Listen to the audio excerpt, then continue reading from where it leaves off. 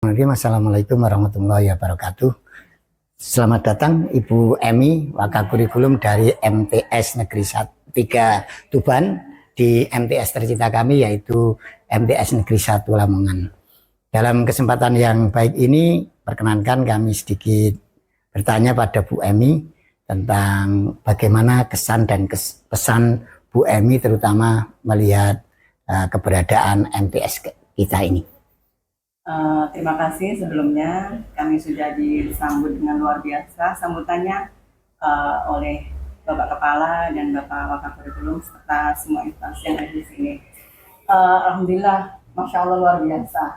Karena kami lihat MTS Negeri 1 Lamongan ini menjadi madrasah percontohan ya Pak? Iya. Percontohan dan unggulan. Nah ini suatu predikat dan prestasi yang luar biasa. Kenapa? Karena kami di sini tujuan kami ingin ngangsu kawero. Nah, ngangsu kawero dari yang luar biasa. Bagaimana apa yang ada di sini bisa menjadi sesuatu yang bisa kami adopsi sekolah kami. Kaitannya dengan kurikulum Bu, bisa Ibu jelaskan mungkin hal-hal yang membuat Ibu penasaran terhadap keberadaan sekolah kami ditinjau dari kekurikuluman khususnya. Ya, ini terus terang semua yang Bapak paparkan tadi menjadi sesuatu yang membuat kami penasaran, Bapak, terutama di program unggulan. Bagaimana sih program unggulan ini dicanangkan dan unggulan apa saja yang ada di sini? Kemudian bagaimana cara merekayasa dari program-program yang jenengan canangkan itu menjadi program yang kedepannya manfaat untuk anak-anak, untuk semua, untuk masa depan bangsa di dunia wal akhirat. Nah ini kami ingin penjelasan atau terangan dari Bapak, apa sih program yang bisa kami adopsi untuk kemajuan sekolah kami. Ibu, jadi sesuai dengan apa yang kami sampaikan pada presentasi tadi, bahwa keunggulan-keunggulan yang ada di sekolah kami ini kita sesuaikan dengan apa yang tren yang ada yang dituntut oleh masyarakat. Artinya tren kebutuhan masyarakat itu apa? Katakan seperti Tahfidz Excellent itu kita buat atau kita canangkan dalam rangka menjawab tantangan bahwa siswa-siswa MTS itu sudah sepantasnya lah memiliki kompetensi hafalan. Katakanlah hafalan, bahkan kami menyebutnya dengan Tahfidz Excellent karena kita targetkan anak-anak itu bisa hafal 30 juz dalam masa pendidikan selama 3 tahun itu. Nah tentu ini perlu adanya suatu rekayasa kurikulum di mana porsi untuk menghafal itu kita tambahkan dengan cara mengambil sedikit jam, yaitu jam pada mata pelajaran umum. Katakanlah mereka akan memulai sholat duha pada pukul 06.45, kemudian mulai pukul 07.00 sampai pukul sekitar 9 atau 9.30 itu mereka akan fokus di menghafal, bisa murojaah, bisa menghafal dan bisa menambah hafalan, yaitu ziyadah.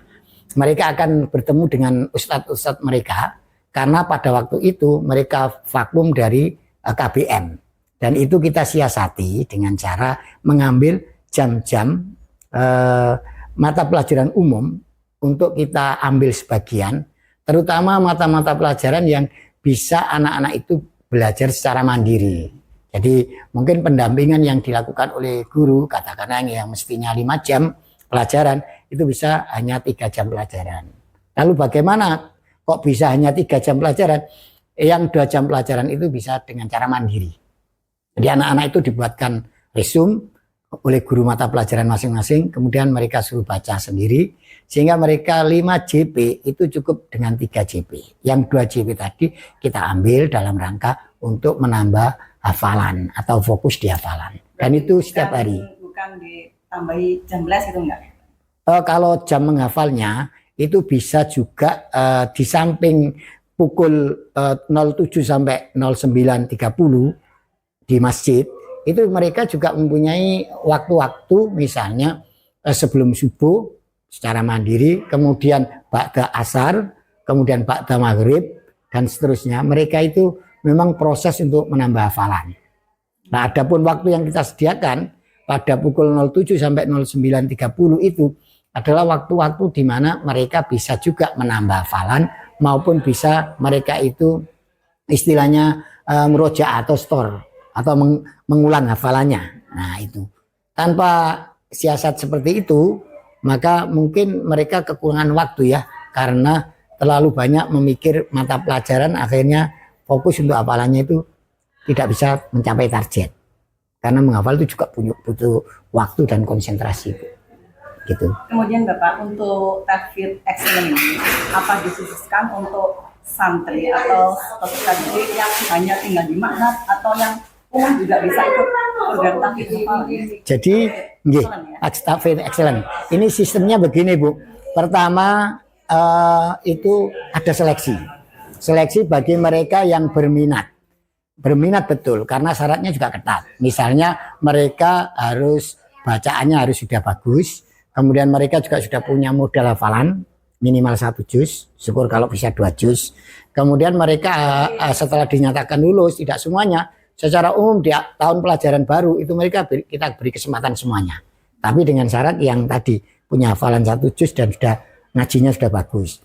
Tapi mereka setelah lolos dari seleksi itu, kemudian mereka akan diberi kesempatan untuk perbaikan ya. Perbaikan dalam arti gini, kalau ada anak-anak yang mungkin kekurangan fasih dalam membaca, kemudian kurang tepat dalam tajwid, itu mereka kita kondisikan sekitar 1 bulan sampai 2 bulan.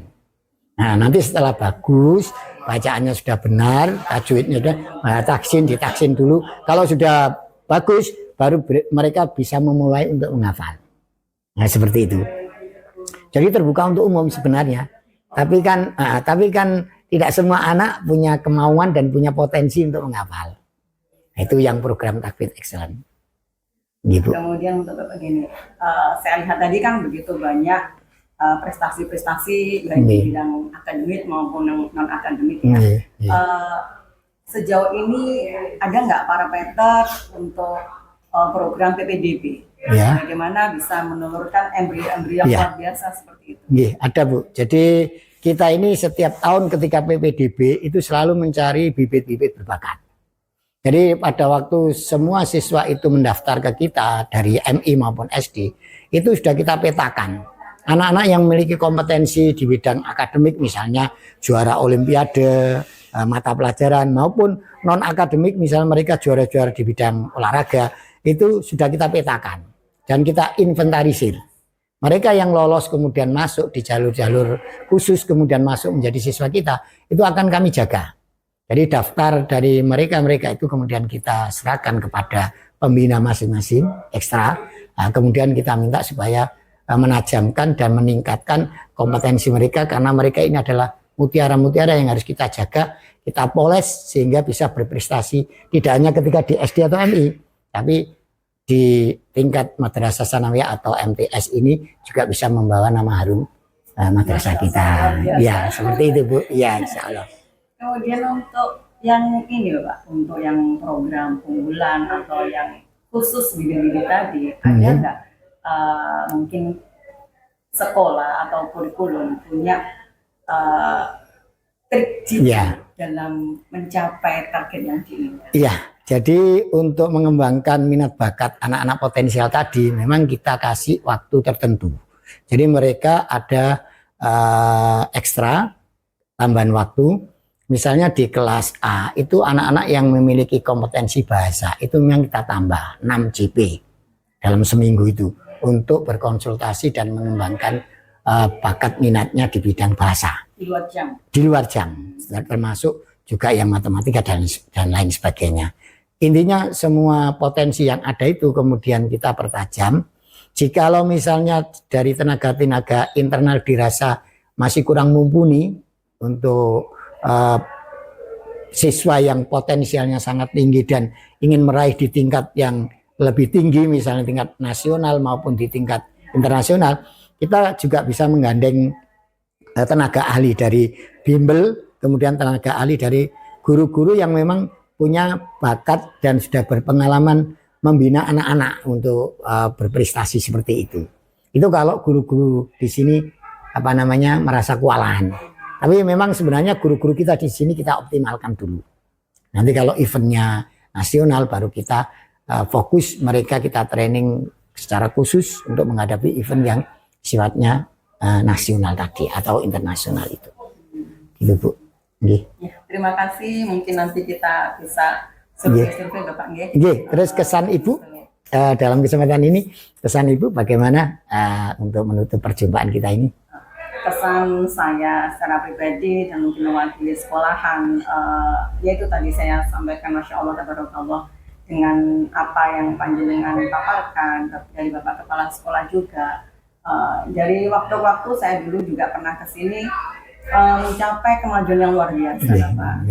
Dari semua bidang, saya pikir dari semua bidang, karena saya membandingkan dari sekolah kami sendiri. Itu yang membuat kami, kenapa kami ingin ngangsu kaworo atau studi tiru di sini. Kami berdoa juga untuk MTS Negeri 1 Lamongan, semoga kedepannya bisa mewakili citra madrasah menjadi madrasah yang mendunia. Dan kami juga mohon doa dari Bapak untuk sekolah kami bisa bersinergi dengan sekolah Bapak yang dari tahun ke tahun bisa mencapai kemajuan yang luar biasa. Iya Bu, terima kasih.